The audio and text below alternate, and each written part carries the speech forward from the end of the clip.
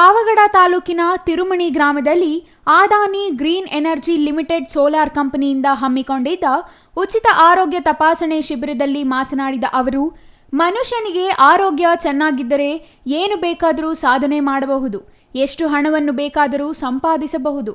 ಆದ್ದರಿಂದ ಸಾರ್ವಜನಿಕರು ಆರೋಗ್ಯದ ಕಡೆ ಹೆಚ್ಚು ನಿಗಾ ವಹಿಸಬೇಕು ಎಂದರು. ಇತ್ತೀಚೆಗೆ ಜೀವನ ಶೈಲಿ ಬದಲಾಗಿದೆ. ತಿನ್ನುವ ಆಹಾರ ಕ್ರಮಗಳಲ್ಲೂ ಸಾಕಷ್ಟು ಬದಲಾಗಿದೆ. ಇದರಿಂದಾಗಿ ಮನುಷ್ಯನ ಆರೋಗ್ಯದ ಮೇಲೆ ದುಷ್ಪರಿಣಾಮ ಬೀರಿದೆ. ಆದ್ದರಿಂದ ಆಗಿಂದಾಗ್ಗೆ ಆರೋಗ್ಯ ತಪಾಸಣೆ ಮಾಡಿಸಬೇಕು. ಇಂತಹ ಶಿಬಿರಗಳಲ್ಲಿ ಭಾಗವಹಿಸಿ ಸದ್ವಿನಿಯೋಗ ಪಡಿಸಿಕೊಳ್ಳಬೇಕು ಎಂದು ತಿಳಿಸಿದರು. ಶಿಬಿರದಲ್ಲಿ ವಿವಿಧ ತಜ್ಞ ವೈದ್ಯರು ಪಾಲ್ಗೊಂಡು ಜನತೆಗೆ ಉತ್ತಮ ಸಲಹೆ ಸೂಚನೆಗಳನ್ನು ನೀಡಿದರು. ತಿರುಮಣಿ ಗ್ರಾಮದ ಸುತ್ತಮುತ್ತಲ ಹಳ್ಳಿಯ ನೂರಾರು ಮಂದಿ ಶಿಬಿರದಲ್ಲಿ ಭಾಗವಹಿಸಿ ಶಿಬಿರದ ಪ್ರಯೋಜನ ಪಡೆದರು. ಇನ್ನು ಈ ಸಂದರ್ಭದಲ್ಲಿ ಮಹಾಂತೇಶ್, ಬಿಆರ್ ಚೌಧರಿ, ಗ್ರಾಮ ಪಂಚಾಯಿತಿ ಅಧ್ಯಕ್ಷ ಲೋಕೇಶ್, ರಾಮಮೂರ್ತಿ, ಮುಖ್ಯ ಶಿಕ್ಷಕ ಚಂದ್ರಶೇಖರ್, ಮಹೇಶ್ ಹಾಜರಿದ್ದರು.